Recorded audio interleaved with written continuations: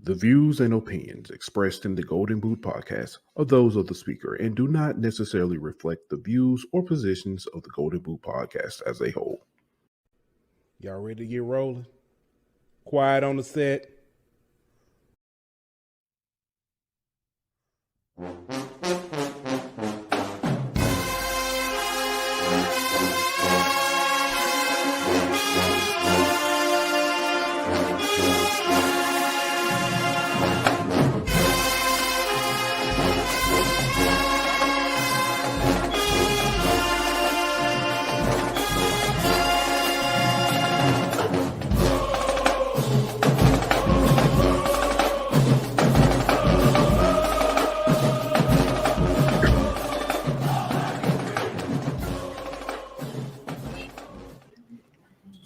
Hey, before we really get started, Ant, got a question for you. Got a joke for you. What up? What is a dummy that drives out in the middle of a snowstorm say on a podcast? Not sure. Hey, welcome back to another hot episode of HBCU Hour. It's your boy Pooh Bell. Got my man Ant Petty Murphy in the building. That's right. Your boy was being a big dummy today. I can't say Trying to be a nothing. superhero. Trying to be a superhero out here. That wasn't no joke, man. Hey, listen. You know we from the South. We don't know how to handle that snow and ice, man. And I'm gonna say this. When you hear 2 inches, you think Don't sound like a lot, huh? that ain't a lot. Fellas, don't let her fool you. don't let her downgrade you. hey. I'm 2 inches ain't a lot to you trying to drive through, huh? Hey, 2 inches shut you down quick. Pause. I'm just Hey, listen, it should have been the signs was there, Ed. You know what I'm saying? I pulled a car in the garage last night and it was completely iced over because they had been sitting out. It was completely iced over. So I pulled the car in, let it defrost and everything, you know. I ain't got up today. Got ready to drive, pulled out, and I looked, I was like, man, my whole driveway covered. The street cover. I can't even see when the driveway and the street stop. Why I do that? I got to the end of the street, hit the stop, you know what I'm saying, hit the brake, trying to stop. The more slid a little bit, car slid a little bit. So I'm straight. I was driving down the street, seeing one of my neighbors, one of the kids playing on the football team. I tried to talk to him, and I stopped. It slid a little bit. That was the signs was there. Signs was there.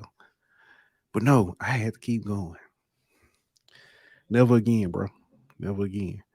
But everybody, what made me feel worse, everybody had a pickup truck. You know, everybody in the South got them souped up trucks. Yeah, they just kept driving by. One dude said, I wish I had some chains, I'd help you. I was like, I don't know if I'm scared to hear that, but I'm good, man. I appreciate it. But man, we got a good one in store tonight. We got a special guest that'll be joining us. By probably, you know what I'm saying? I gotta see. I know we told him 8:30. I know he here though, but we're gonna get him on 8:30. Talk good things. But we got some stuff to talk about, man. We did a list a while ago, last summer, and people got real upset with us. We ain't got to bring that back up, dude. First of all, I know they mad about this list. If they mad about our list, this list ought to set them on fire. So we definitely gonna talk about this list. You know what I'm saying? Greatest coaches of all time. But it's a name missing. We'll go there. We got some big commits. Some coaches find you know what I'm saying, or some teams find a coach. I say some teams, a team. So, but man, let's go ahead and get to it. But first, you know what we gotta do? We gotta give a shout out to our sponsors over at BetOnline. BetOnline.ag. We'll be back in 1 minute. BetOnline.ag is your number one source for all your sports information, stats, news, and scores. Get the latest odds, lines, and player injury reports for this year's NBA and NHL playoffs. BetOnline is always your sports information headquarters. This season, we have you covered for all your sports wagering needs. We have everything from NBA, NFL, MLB, and NHL to golf, tennis, UFC, and boxing. BetOnline is the fastest and easiest way to get your betting info, including live betting options and your favorite casino and card games that you can play right from your home. Head on over to betonline.ag today or use your mobile device to get in on the action. Be sure to use the promo code BLEAV to receive your 50% welcome bonus on your first deposit. BetOnline, where the game starts. Hey, and we're back. Let's jump into it, man. 247. One of the most reputable recruiting services, keeps up with several teams around the nation. They put out a list of since Nick Saban retired, greatest all-time coaches, with their wins, according to wins. And on that list, there was some notable names missing, or a notable name. Go. The GOAT. Eddie Robinson from Grambling was omitted off of this list.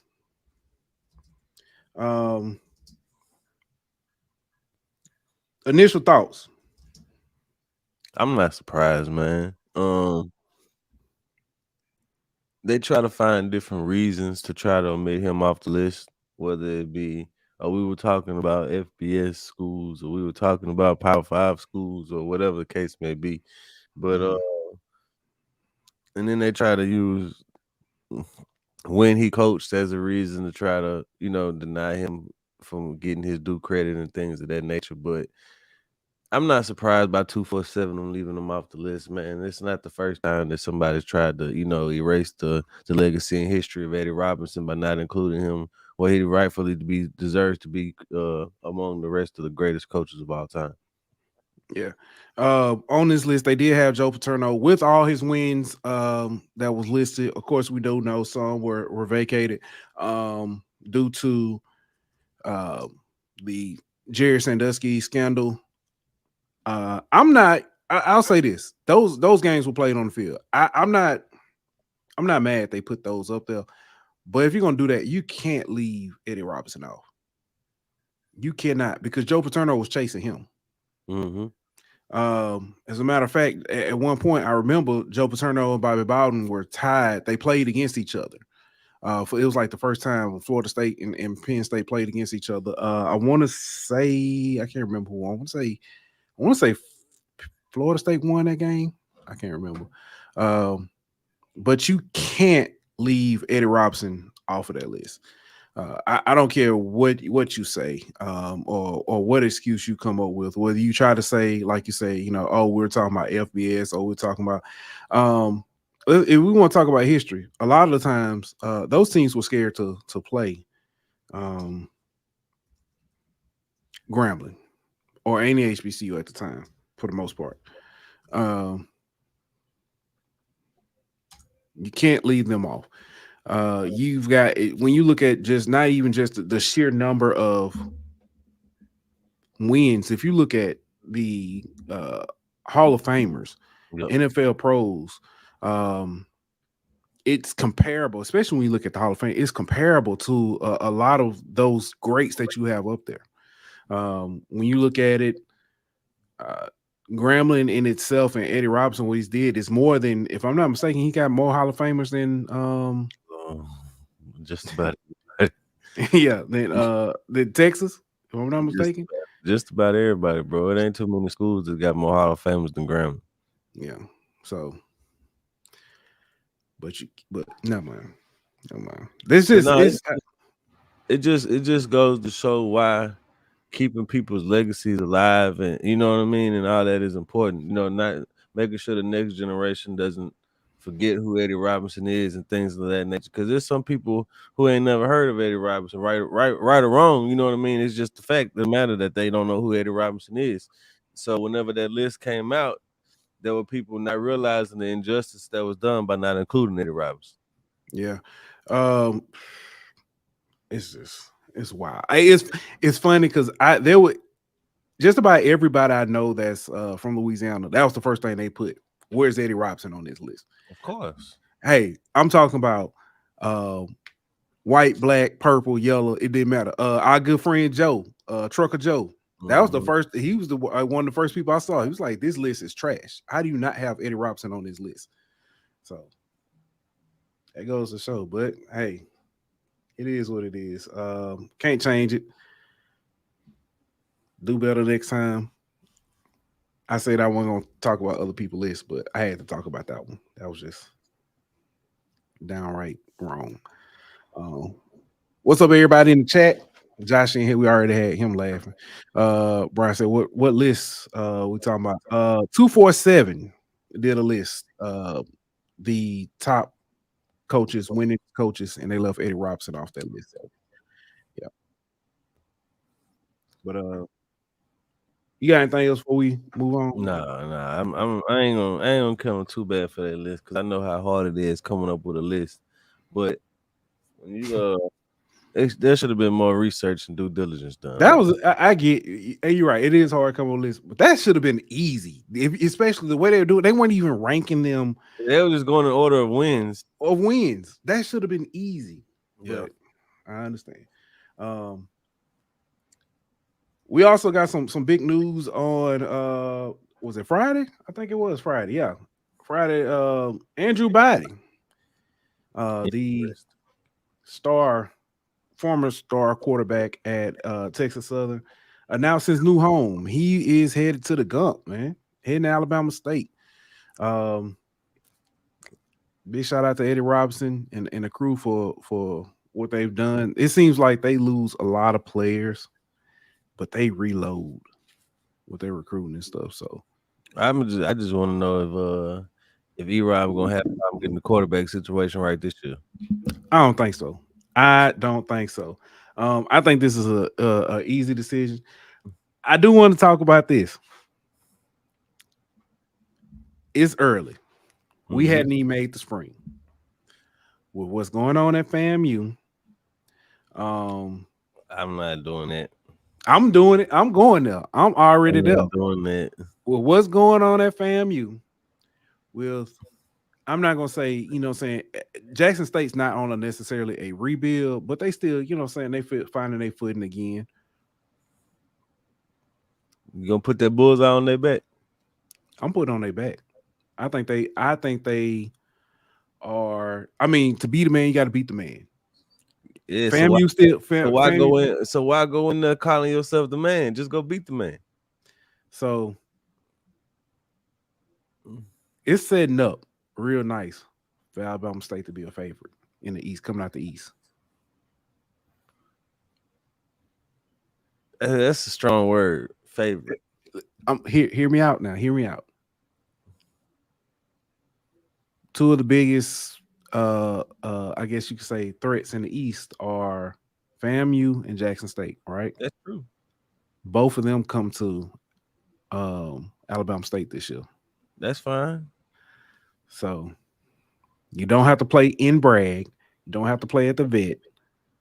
And you get FAMU as your homecoming, which, I mean, I know that's high energy on both sides. I'm going to just ask you this. Right now, even with Andrew Body, is Alabama State more talented than FAMU? I don't know who all is left at FAMU. I mean, ain't nobody hit the portal yet. That's true. So right now, is Alabama State more talented? Who's FAMU's quarterback? That's only one position. Who's okay? A lot of them guys from I think like the wide receivers, they gone, ain't it? Like Riley gone. Yeah, but look at what they just did in the transfer portal. That's true. Well, I don't know. Now, Chris said, "Come on, fellas. Andrew Body didn't win 10 games his whole career at Texas Southern." I ain't gonna put all that on Andrew Body though, but Thank you. That's not. First of all, he does have a point though. He does. Let me ask you this: Does as impressed that we have been with Andrew Biden, Texas Southern and stuff, who has more weapons, Texas Southern or Alabama State? I don't know, because Alabama State just lost their biggest weapon. One of. Well, now ain't no one of. He was their biggest weapon. I'm just saying, man. I know what you're saying. All I'm saying is it's way too early to be putting on their back, though. Bro. It is. Because, I mean, like, even Jackson State still bringing Jacoby Morgan back. Yeah. And so, and plus what they were able to keep and do in recruiting, I mean, they still got to be right up there as one of the favorites in the East. I put them up, though. I put them up, though.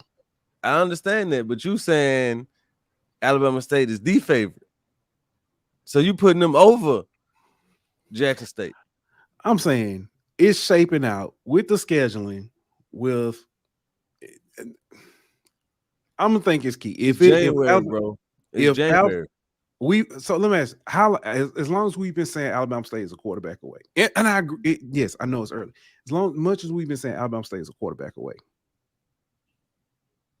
That was last year. Okay, we said that the year before. Okay, when they had Keyshawn, when they had some of them weapons, they don't got that right now. He said no faith in Maynard. It's not so much that I don't have faith in him. Yeah. Yeah, no comment. I got faith in. I think they'll get it right. I just don't know. Coach Green said, "Don't sleep on Southern." Yeah, I agree, but I'm talking about in the East though, on the East side. All I'm saying is, if I was you, I would be trying to make Alabama State fly under the radar instead of trying to put the target on their back. I ain't necessarily got to put it on their back, but I'm just. I mean, you just said they're the favorite in the East. I think they are a favorite. That's putting the target on their back. Okay. Whether I say it or not.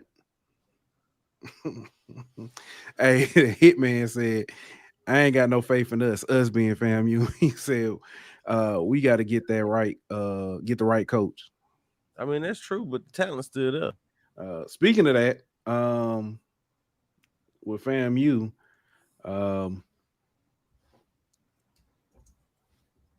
FAMU's interim coach, James Colzie, he hopes to become the permanent coach. He's fighting for that position to get named or get that interim tag removed. I think a lot of FAMU faithful, I don't know necessarily how they feel about it. I think they will be good with it, but I don't know. I know one thing, they definitely was like no to Gibbs. Yeah, that's what Hitman said. If she picked Gibbs, give Bama State the East. That's a wild. I ain't gonna go that far, but that's wild to me, man. That's wild. Speaking of that, FAMU is losing or has lost their star recruiting coordinator, Devin Rispress. He's leaving FAMU for Colorado. Going to join Prime in Boulder. So God told him to stop. The guy told him to go get Rispress, but not Ed Reed. I'm just trying to figure out what is God, when God talked to him, what is God told him to go get a coach from Florida, and he went and took the other coach from Florida instead of his home. Hey, I'm just trying to figure out when God be like, hey man, hey Prime, I think you need to go get. I'm trying to figure out what he sound like and who it is, because I ain't finna go there. I ain't making no jokes about that one. I'm trying to figure out who he getting or who. Oh man. Brian Russell got a question. It's more for you. And he said, got a question for y'all. Grambling or Southern? I'm from Shreveport, so I always root for Graham. We talking about what? Just this year, or we talking about just in general? Monroe, so I mean, we in the same country, dog. You for sure put off Monroe, Grambling right in the middle. I ain't got no problem with Southern like most Grambling fans, though. I don't hate Southern. I mean, I'm not gonna root for them. You said just period. So I say this, for the balance of this show, I'll take Southern, just so it's we ain't too biased on one side or the other. I'm gonna support Southern as long as they're not playing Grambling. Yeah. And I'm gonna support Grambling as long as they ain't playing nobody from Alabama. He said, Coach Green said, Avery want to be a head coach, not the assistant. I guess. Hey, the Colorado got a flag football team. I mean, he got to get a start somewhere. They got an intramural team. Let's get them there. Get them ready. Let's see how he handle that. So, anyway. Speaking of head coaches, I didn't see this one. I really thought FAM was gonna win this battle. Who would get the head coach first? But Texas Southern got their head coach first. Bit of surprise too. Yeah, this name, I think, at least in the Twitter streets, it came from nowhere. It came out of middle of nowhere.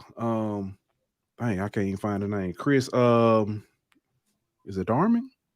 Chris Dishman. I'm sorry, Chris Dishman. He was the coach. He was a D coordinator. Yeah, he was a D coordinator at where was he last?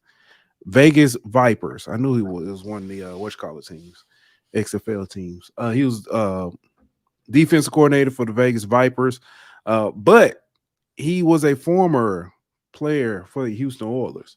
Mm-hmm. And with that, there are now 4 former Houston Oilers head coaches in HBCU diaspora. You know them all? Impressive. No, I don't.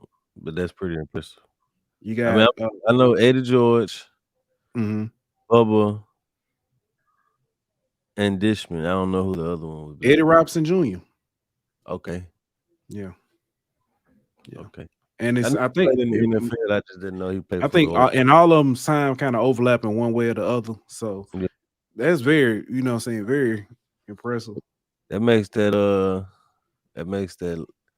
Labor Day Classic. Oh yeah, it does. It does. He sent Bubba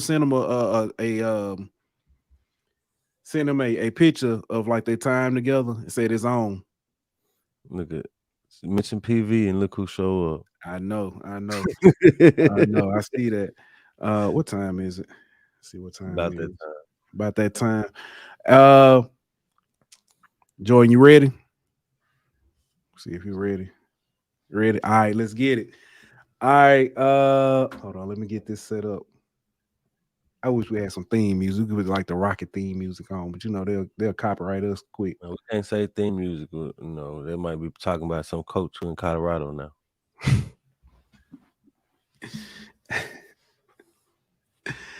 All right, man. Here we go.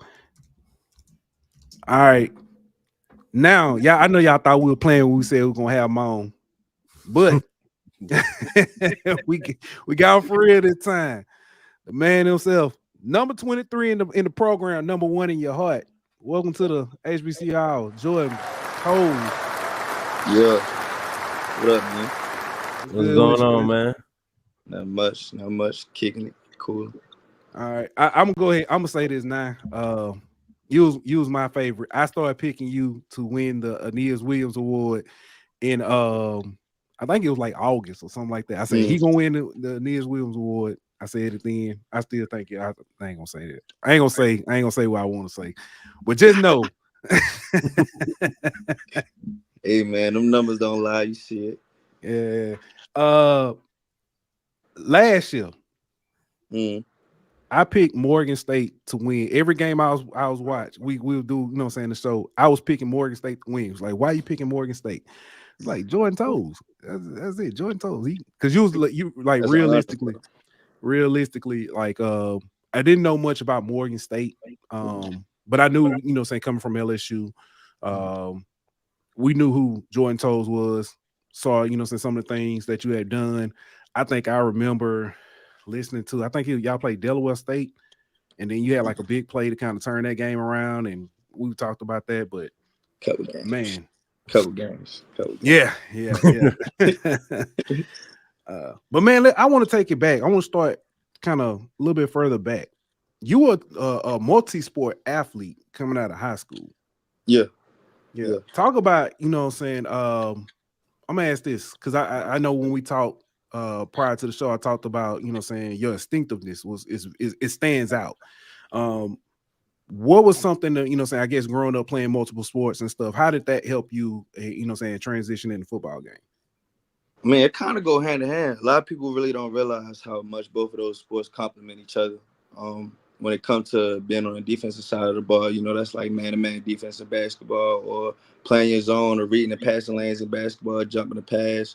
That's like playing in your zone, playing in your deep third, playing your quarter or your low hole. That's like being in the 2-3 or 1-3-1. So it's kind of the instinct carry over as far as that on the defensive mindset. But as far as being the aggressor, that's like when you hitting the hole or you feeling your run gap, that's like you one-on-one with somebody going to the hole. That's like going to go dunk a basketball. It's the same type of aggression, same type of mindset. So it was easy transition for me when it comes to mindset and mentality of the game and how to make those plays. But as far as movement, that was with my coaches. My coaches really did a good job of translating that for me early on. Like how your back pedal can be smooth and under control, like your dribble, or how when you go high point the ball and your interceptions, like grabbing the rebound, things like that. So, or coming out of your hips when you're making the tackles, like you going up to go dunk the ball or things like that. So, it was a smooth understanding transition for me because my coaches understood and the people around me understood that the transition was needed to be translated that way. You talked about high school. You came from St. Francis, which is like a house up there in the Baltimore area. Then you go to LSU, Power 5 big school, but then you made your way back home. What was it like making your way back to Baltimore and kind of playing in your hometown? I don't know if y'all know anything much about Baltimore, but Baltimore, that's a city where if they love you, they love you. You're doing bad, they on your tail. So that's somewhere that's kind of like a comfort zone for me. I knew if I was slipping on my pimping, they gonna let me know. I knew if I was on my game, they gonna let me know too. So it was kind of like throw myself in the fire, but it also was a comfort zone too because I'm with the family. I'm not far from home. Things like that. Just all of that takes stress off an athlete. Yeah. It make you want to ball out harder, and just being in a place that you didn't work all your life to get out of and then come back, it make you want to work twice as hard to get out again. I used to make a little joke with my teammates, like, yeah, I'm gonna get out of here twice. Watch this. Just things like that. Just I don't know. It's just a little play with the game. It's a game inside the game. It's a mental game. I just took it the right way. You muted, bro. Can't even hear him. My bad. That's a fine. What's what drives you? What's like your source of inspiration to do you? It really was instilled in me with my dad. I can say that my dad kind of showed me how to work hard. It wasn't really much he had to do after showing me how to work hard. I kind of got addicted to it. And then at the same time, I come from a family full of hoopers. Ain't nobody really played football in my family. So competition was always a thing. You can go outside and pull up a goal and go hoop every day. You can talk your trash every day. So that competitive side was instilled inside me from my family and my older cousins and things like that. So the drive was just always there. Growing up, my dad was considered like, I guess you call him like a hood legend or whatever you would call it on the basketball side of things. So I was always chasing that legacy on the basketball side of things. And sports in general, just competing, trying to be where everybody talked about in my dad. So that was where it came from. But nowadays it's kind of like he telling me I'm looking up to you. So it's kind of the drive just keep going, just to want to be better. He always gonna be my first superhero. But I look at the guys like LeBron and you got your Ed Reeds and things like that. So just always chasing the legacy before you is always gonna be my drive. It's always gonna be somebody better, always somebody who did it before you. So my job is just to either take what they did, make it into my own to do it better. What made you pick football? You coming from a family of hoopers, you could hoop. What made you go to football route? I tell a lot of people be thinking I be playing, man. This game really just chose me. I played a little bit growing up, during the basketball season. A lot of my football friends a lot of my basketball teammates would be in football season. I'm like, man, I ain't got nobody to hang with, things to do like that. They were like, they out playing football. And I'm like, I don't play football. So I started playing when I was about 8 years old. Stopped playing when I was about 10 or 11. My dad told me I couldn't play no more. I had broke my thumb right before a big basketball tournament. Still played in the basketball tournament because we didn't know it was broken at the time. But and my dad was like, nah, yeah, we gotta get his football up, and ain't no more fun in that. So that kind of died down. And then coming into high school, I was a highly recruited basketball player coming to St. Francis. So my freshman year of St. Francis, I really didn't play football.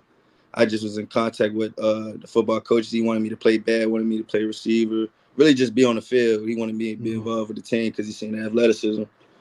So the first year, Pops wasn't going for it. Head basketball coach wasn't going for it.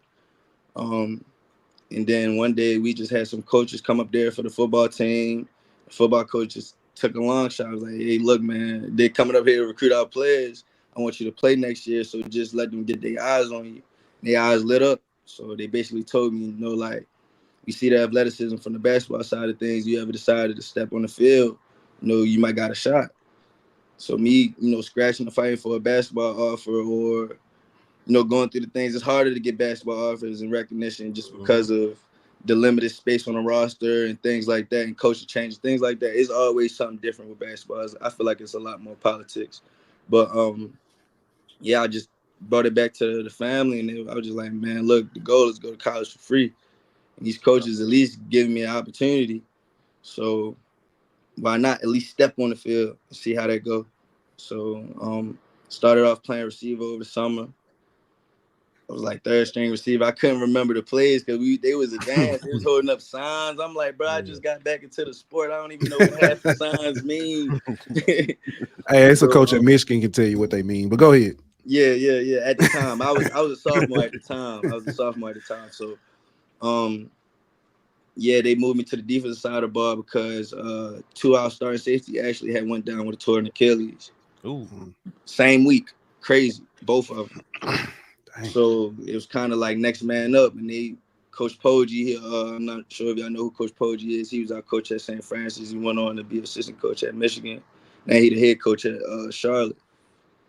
We had a little team meeting after practice. He was like, yeah, I'm pretty sure y'all know we light at the safety position who want to play safety. My hand shot straight up. I'm like, man, I'm third string receiver. I ain't playing no time soon. Let me at least try. You feel what I'm saying? So Yeah. This is a week before the first game we played Canada Prep. Man, all we did that week, he said we're gonna run cover 3, cover 4. All you gotta do is learn how to backpedal. Don't let nobody behind you. Man, I went out there, had 9 tackles, a pick, and a fumble recovery for a touchdown. I was like, man, look, ain't no way.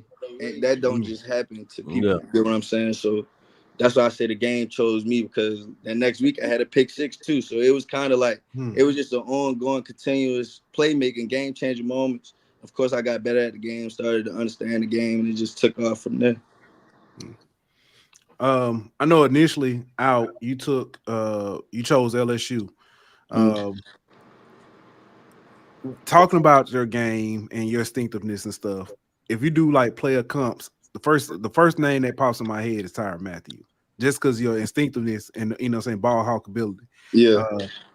For you, who do you look at as a I guess player comp? That's easy. That's Ed Reed, man. He from Baltimore, bro. You already know. Uncle Ed, man. Uncle Ed. I actually had the pleasure of playing under Ed at the All-American game. He was my coach. Okay. So kind of picking his brain on things like that and becoming a better football player, that helped me. So yeah, of course, because I'm from Baltimore, Ed Reed gonna always be the model safety for me. But Tyrann definitely pop up in my head, like you said, playmaking and instinct. Those two guys to me, they game-changing guys. Like anytime they on the field, they can score a touchdown. Like it's very rare that you can find a defensive player that can step on the field at special teams, offense, Right. defense, kick return, punt return, and score. Field goal block, like, and score. Right. Like, that's rare. You don't find that often. So to be compared to those type of players, I take honor in that, because I can see that in myself. But like I said, it's my job to either take what they did and make it better, make it into my own. So Yeah. He talked about Morgan State, and that defense really carried that team Mhm. for the past 3 years or whatever, however long you've been there. What was it like for y'all as a defensive unit to kind of know that y'all were the backbone of the team, and it was up to y'all to kind of to set the tempo for the team, and if y'all was gonna win, it was probably gonna be because of that defensive effort. Let me mute myself first. man, it was tough. It was tough. I mean, it's tough. I'm not saying it's tough. I'm not speaking just for myself. I'm gonna speak from the defensive perspective. Just being around the guys and understanding how they feel and getting the feedback. It was tough. A lot of teams aren't used to having to play on defense and having to think about scoring. You know what I'm talking about? So it was tough for us. We had to not only do our job, but do more than our job. No knock on the offense. You know, they got some young guys, still had time to gel and things like that. But at the end of the day, the other team don't score, we win. Yeah. So it was really no knock on the other side of the ball. Just we had to be perfect, and that's the goal coming into every game, is to be perfect. That's why you have your no bust Thursdays and you work through Fridays, so you can be perfect. So when those mistakes came up, it was our fault. Like, you know, if we got scored on, it's on us. Or if it's a big play, it's on us. We couldn't really look at the other side of the ball like, oh, y'all put us in bad field position, this, that, and third. Because we didn't have games. We came out against Akron, first drive of the game. You feel me? We inside the 5 and we stopped them for a field goal. We didn't did it. It had been done, so it wasn't like we couldn't do it. We just had to really, like, it was nut up and shut up at that point. So I feel as though, yeah, we did carry the team, but it was kind of like it was our job, it was our duty. It was nothing like outside of the ordinary for us. Yeah. Yeah. Yeah. If you had one game to go back and replay that game, whether it's to keep it the same or make a change or something, what game would it be? That's a good question. I got a couple games. You want just Morgan, or Nah, if you because whatever you want, whichever one you want to go.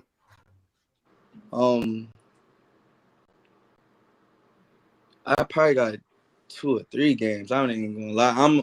I don't want to say I'm a perfectionist when it comes to going back on my games, because you can't change the past, but Right. I always see something to where as though it could have been different. Whether it's I had the best game of my life, I'm still gonna go back. I want to say Norfolk game last year, our homecoming. Okay. I feel like that first drive, I let them punch us in the mouth. I'm gonna say that. I feel like they went at me twice, the 2 first plays of the game, and I don't feel like I didn't do my job, but I feel like I could have did my job better. Let me say that. Could have helped our corners out a little more, or things like that. That game. What game can I say? It's a game, man. Akron. I'ma always say Akron, bro. Don't get me wrong. We played a good game. That game, that was one of the best games of my life. But I still feel as though it was more I could have did to put our team in a better position personally. Whether it's communicating faster to our linebackers or giving a better check than the check that I gave. You get what I'm saying? Just small stuff. Just, I don't know. It's just small stuff. I see little stuff like that. I think too hard when it comes to getting better. The one that stick out to me is the Albany game. Man, look, I don't want to talk about that game. I don't want to talk about that. I feel you, bro. I feel you. But yeah, that's one. When he asked the question, that's the first one that popped in my head, was that Albany game. That's the game to me that was like, it woulda, coulda, shoulda. You know what I mean? Like, y'all had more than every chance to win the game. But I know you don't want to talk about it, but that's the one that really stick out to me. Yeah, that game. It was cold. That's all I'm gonna say. It was cold and wet that game. Yeah. And we left with cold hearts too.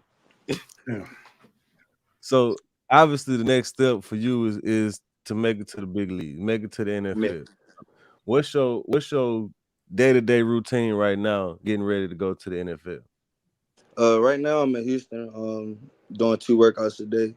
Just trying to get my body right, get my nutrition right. I wouldn't say I'm out of shape when it comes to weight, but trying to get my weight to a comfortable weight to where as though I can still perform and do those draft drills, combine drills at a precise speed consistently. Um, that's really much it, man. I'm an athlete. I feel as though I'm an athlete. I love to compete, so it's not really much to the work, but work. Your body is the temple, and I play 2 sports, so there's no way I'm playing 2 sports without taking care of myself. Yeah. Right. It's nothing much really changed for me when it comes to training. It's just really more locking in more time to myself, trying to get my mental right for the next level, being prepared for the questions that like you guys are asking, like they might ask, the curveballs, things like that. It's not really much to the process. There's no secret to this from what I've been hearing. You know, I haven't been there, I haven't made it there yet, but guys that I do know in those rooms that been there, retired, gold jackets and things like that, they all tell me the same thing, and ain't no blueprint. It's the same thing we've been doing since we started playing the game. It's just more serious and it's more at stake. So I don't think I'm really much changing anything, but adding to my process. Yeah. I know you mentioned mental, you know what I'm saying, getting your body right and getting your mental and stuff. Have you started doing things like meditation and yoga and stuff like that? Just to, you know what I'm saying, something a little bit different to kind of, you know what I'm saying, I guess. Yeah. When it comes to the yoga side of things, that's just, deep breathing and stretching. So I guess it kind of goes into the meditation. So I do my stretches and my deep yoga stretches. So yeah, I guess you can't say I am meditating in a way. Because that takes focus. Yoga is hard. A lot of people don't know. Oh, If yeah. you really have done yoga, yoga is hard. Like holding those stretches and holding those breathing positions, that's a hard thing to do. And I think it does tap into the meditation side of things. So I guess you can't say I do that. Yeah. Yeah. When you made the move from LSU to Morgan, a lot of people probably would look at that as like you took a step down. You know what I mean? You went from 5 to FCS level. Yeah. But we all know it's talent on the FCS level. It's talent at the HBCU level. What was the biggest surprise to you about being at the FCS HBCU level when you saw some of the talent you was going against? The biggest surprise with me was the willingness of the teams. Like those guys willing to put their life on the line for a dub. You won't find that a lot at the FBS level.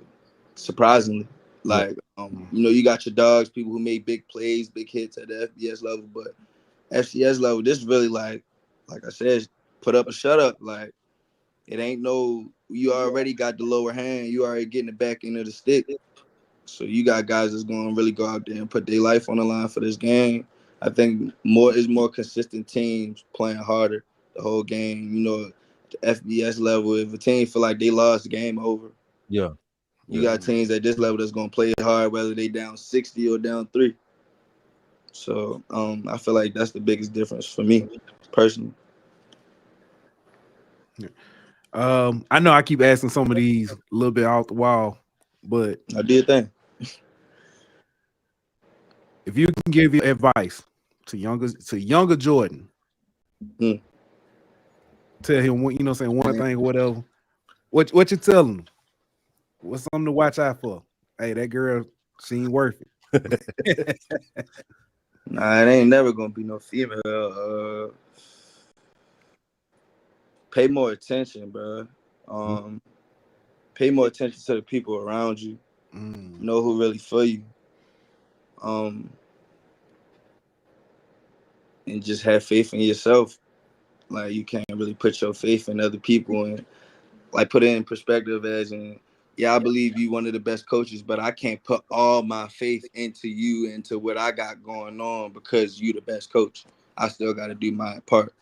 You know what I'm saying? So I think early on, I trusted people too much by their process. Like they gave me a blueprint, not only follow their blueprint. You get what I'm saying? So I think I just had to pay more attention to what's going on around me, be where my feet are, and make the best decision for myself, and not just what was advised to me. Yeah.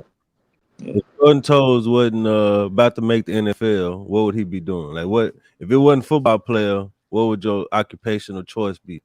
I'd probably be selling your house right now. Okay. What you like? You like marble floors or marble countertop? Oh yeah, you got that. You got that pitch down already. I can tell you. That's cool, man. Huh? I got whatever you need, bro. I ain't never met nobody from Baltimore who don't know how to sell you something. Sell salt to a snail, bro. For real, Boy, man. listen. Man, my teacher told me when I was at LSU, she said you can sell ice to an Eskimo. I said, damn, I ain't never heard that one. Yeah. Oh man. What are you most looking forward to in your, you know what I'm saying, as you know what I'm saying, working out, getting ready for the next level? I'm a competitor, bro. Just line the best up in front of me, bro. So let me see what I can do. I think that's what I'm looking forward to the most, just seeing what I can do. I don't think no man in front of me gonna determine what I do. So that speaks for itself. Who the best you've been up against then? We talking in game or at practice? Either one. I remember what school I went to, bro. At practice, Jamar Chase, boy. Jamar Chase, man. Nah, that boy Jamar Cole, he introduced me to college. With the one-on-ones of LSU. Yeah. That's when you realize it was a different level in the same franchise. Man, what? That's my first rep. Oh, that's my first rep. There wasn't no ease into it. Yeah, that's my first rep. Baptized, boy. Boy, I ain't even gonna tell you what happened. Just know, just know, man. That made me who I am today. I tell you that. Take future NFL star Jamar Chase out the picture. Who would it be then if you can't say Jamar? A lot of the guys in the league right now, like I can tell you this, all those guys on the LSU team that I can name. Yeah. Even playing in the MEAC, even the guys that didn't play at LSU that deserved to play, transfer it out. They was on that team. You get what I'm saying? Trey Palmer, me and Trey Palmer used to go against each other a lot. Me and him used to battle a lot. Receiver for Tampa Bay. He ain't have as good hands as he has now, but me and Trey used to go at it. John Trey Kirkland, me and John Trey used to go at it a lot. Me and Kayshawn used to go at it a lot. Not a lot, good amount. Who else? Me and Malik had some good battles.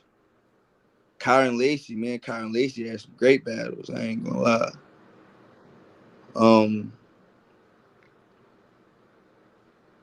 That's really all I can name right now, man. I'm not. One guy. It was one tight end, bro. I'm not even going. The tight end from South Carolina State this year. Matter of fact, he was actually decent. Like, even though he didn't really give us a big impact on the game as far as numbers, he was actually a good sound football player. Like blocking, route running, standing is key. Like, he was actually a good sound football player. He made me stay disciplined. I can say that. Yeah.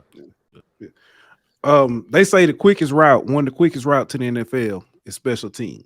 You definitely make your impact on special teams. But special teams is something you have to take pride in, like in yourself to, or you know what I'm saying, in the team to kind of excel as special teams, I guess you know what I'm saying. Can you talk about like what you saw, you know what I'm saying, or what it was about special teams that just kind of made you, that just pushed you to be just there? Well, put it this way. Coming into college, LSU told me ain't no way you're going to start if you don't start in no special teams. So that's been my mindset since I've been in college. Whether I already know I'm starting or whether I know I'm going to play, special teams is where you just be yourself. Like, if you're not a dog, it's going to show. It's going to show. You can go out there and bark as loud as you want. But if you ain't no real dog, it's going to show on special teams because people come from your head. And one guy that really introduced me to special teams, Torrey Carter, played at LSU. Yeah. The boy Tory Carter, a menace. Oh, yeah. Yeah. That boy a menace. He showed me the way. He showed me the way. I ain't gonna lie. He showed me the way. I ain't gonna lie. Playing next to guys like Tory Carter, I knew nobody could mess with me on special teams after that. Because nobody was messing with Tory. Like, no, people scared of Tory in the SEC. So coming to the MEAC, that cakewalk. Like, it's just a different mindset. It's a different intensity with it. If you want it that bad, like guys that are good at special teams are guys that can make that jump from LSU to Morgan. Yeah. You get what I'm saying? So it's that same type of mentality. What was it like going up against Davis Rashard? Man, don't be mad. Who is that? Don't be mad. The quarterback from Central. Davis Richard. Oh, Richard. Oh, Richard. Wow, my bad. I said Richard. My bad. You know, that's the Louisiana in me, man. My bad. Richard. Man, he a good player, bro. He a good player. I want his head though. I wanted his head. I don't know if I could tell that whole game. I told my the cornerbacks coach for the game. He said we should go for the week. I said I want 11 and I want 5. So that just I don't normally mark people out, but that goes to show like he a good guy. He a good player. He tough too. He can take a hit. Got a good arm. He keep you on your toes though as a defensive player, especially a safety playing in the run gap. Yeah. Because as soon as you think he about to pull it and run, he's stepping up in the pocket and dumping it off. So it's a lot of things that go into playing a dual threat quarterback as in any other dual threat quarterback. But the one thing that stood out about me with him is he was just tough. He's just a tough guy. Like, take a hit, get up, next play. We talk trash to him, push him in the dirt. He getting up like nothing happened. Next play, shake your hand after too. Like that's another level of tough for me. Yeah, that gets to you as a defender whenever you can't. No. I like that. Oh, you like that? Okay, I like that. Like I said, I'm a competitor. So if I Yeah. can't break you that way, I'm gonna try to break you another way. Okay, that's real. That's real. I feel that. I know two people gonna love that. You know what I'm saying? When you said who was that? Yeah. I know two people gonna love that. Man, look, these QBs, they scared of me in the MEAC. I can say that now, I'm gone. But if you look at the film, bro, them guys looked away from me for 2 years. Most of my picks are out of conference. Yeah. Against better teams. Make a point. Saying. Hey, you got a point. Which one you right? Yeah. Can't argue the numbers. I mean, let me ask this: what made now the right time to say let's make this jump? Personally, I feel like I'm ready. Okay. That just really sums it up. I don't really want to dig too deep in the details of it, but no, you ain't got to. I really just feel like I'm ready. Like, it's been a long road. I feel like I learned a lot I need to learn. Of course, it's still more for me to learn in the game. I'm still learning as of today. I just feel like I'm ready for that next level. I feel like there ain't really much I can do other than win a championship at the college level. From my opinion, I could be wrong. Of course, the Arenas Award, I feel like that was me. But congrats to Kenny. I just feel like I'm ready, bro. There ain't really much else to it. To take it away from football a little bit, whenever you're not studying film or working out or something like that, what's some of your hobbies, some of the things that you into outside of football? I'm a big movie guy. I like to watch movies. I'm also a music guy too. I listen to music all day. I'm actually trying to get some studio sessions set up out here just to be there, be in the situation. I don't know. It's just always something that stuck with me growing up with my dad. He playing music, blasting in the 1,000 surround sound speakers. So it's just something that just grew with me. And then living in Louisiana, the bounce music, things like that. Like, it just resonates. It's just a comfort zone. Yeah, so I don't really get it. We had Makai Wingo from LSU on the show. And he was a big Marvel hater. He said Marvel was overrated. It's some of the worst movies ever. What's your take on Man, look, Makai, he done got with them Qs, man. Start acting different. I don't know what they be doing over there. I ain't got no problem with the Qs, the bruh. You feel me? But Marvel's where is that? I don't know if he always felt that way. He said, but see, he said he don't like any of the hero movies. He said that about DC, and Yeah, so he said, "Oh yeah." yeah. Oh, man, look, that his childhood. I don't know what he was doing there. Cause I like Spider-Man, Batman, the Hulk. I like all of them. You said he didn't have the right child. Man, if you wasn't watching superhero movies, what you was doing at 7? Like, what you doing? That man was watching Godfather. he's learning all life lessons, man. Planting the trees. I'm be honest with you. That clip's still up. I literally almost walked out that day. I almost quit. he said Black Panther was overrated. I almost quit the show. He said almost quit the show. No, Makai a good guy though. Makai is, man. He a dog for sure. He one of those guys I understand came in and worked at a short period of time and just was better than guys. Right. Yeah. Right. And you got anything else? Because I can do this all night, but yeah. I know you got pause. I can do this interview all night, but I know you got stuff you got to do and stuff, and we got to get up out of here. I gotta get ready. Keep on film, bro. Nah, I'm good though, man. We'll just have to bring him back on another time, man. After all that kind of stuff, see what he get picked up by, where he gonna be making his living at next, and we'll bring him on. We going. Oh yeah, you going for sure. We going. It just a matter of winning well. Yeah. So definitely, man. Looking forward to it. Hey, it's appreciate it. I hate that we, got the time mixed up because people look. I know ain't nobody say nothing, but I know people like, yeah, y'all ain't have Jordan Toles. Y'all weren't gonna have Jordan Toles. Man, look, we're gonna hold it down. We're gonna hold it down, and we're gonna come back with a sequel for him. Okay, let's do it. Hey, definitely appreciate you coming through, Jordan, man. Best wishes. Do your thing out there, man. Looking forward to it. Appreciate y'all, man. Thanks for having me on. Too, bro. Thank you. Hey, I'm working for it. We're gonna see what them numbers look like, though. Yeah, it's all coming to you, man. Everything that you deserve, you gonna get it, brother. Sure, appreciate you. Yes, sir. Right. Ladies and gentlemen, that's our man, Jordan Toles. Hey, that was good, man. We can head to the wrap up after this. Get ready to get up out of here. See, we learned our lesson for some of the other times. How we do it, but definitely, man, enjoyed that. Let's get ready to wrap it up. Got a few things. not SEC, SWAC, and me at basketball. On the women's side. Shout out to Graham and the girls for their comeback, man. Oh, who they played? They was down to. Oh, they was getting whooped.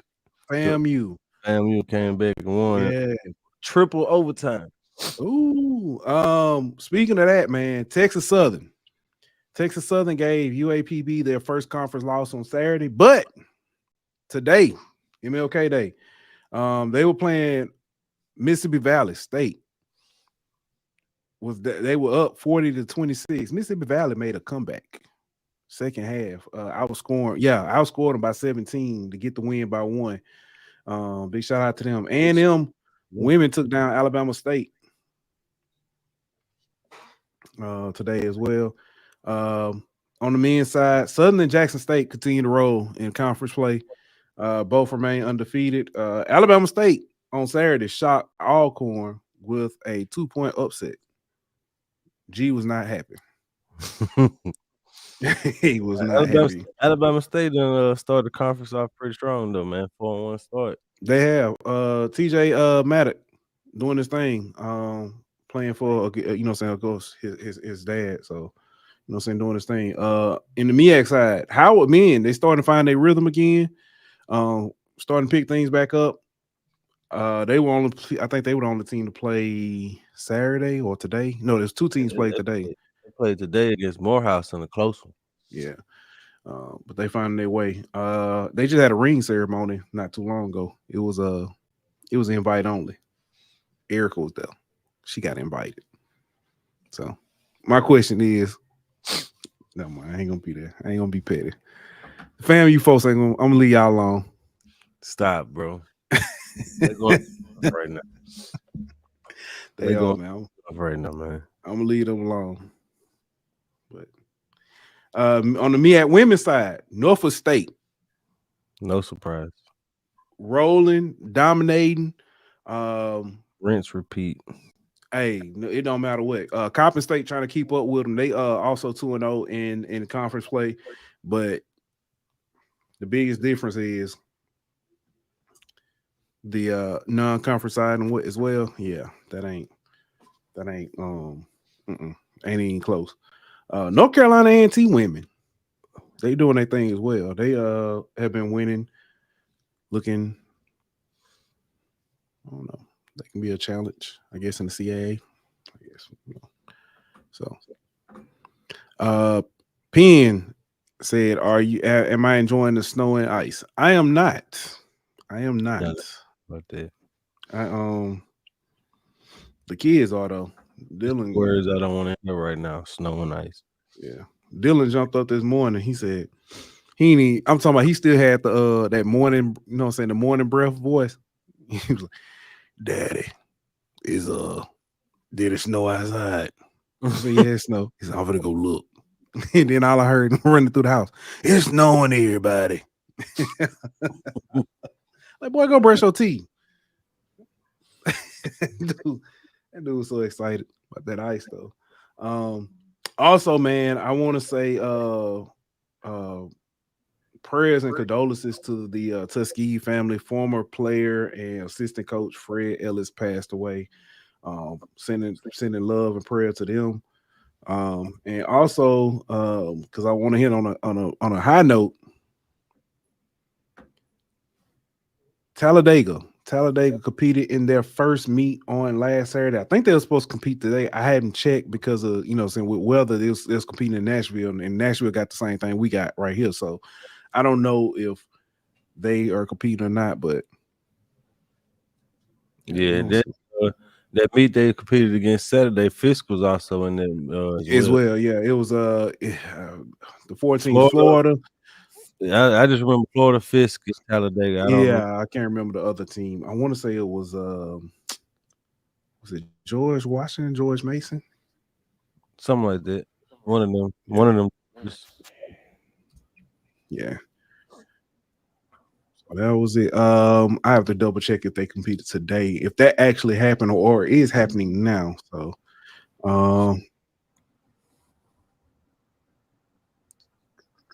let's see what else we got.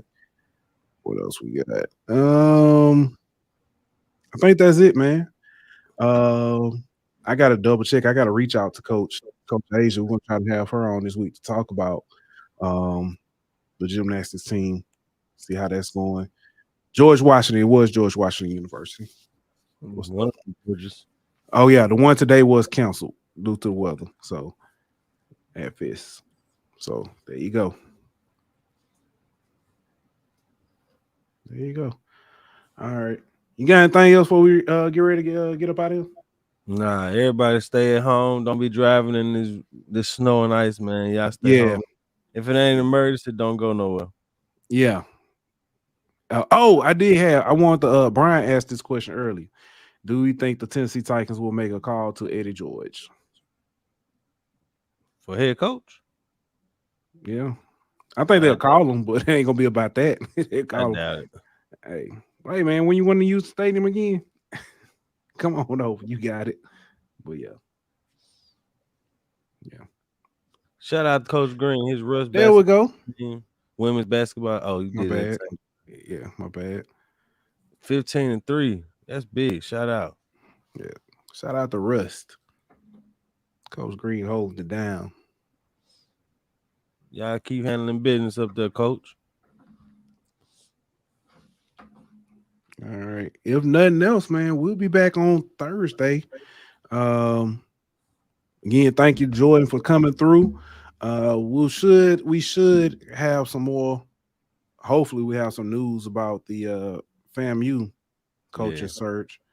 And then we also have Coach Asia on talk about Talladega. But like that, we out. This show was presented by betonline.ag. Bring me my money.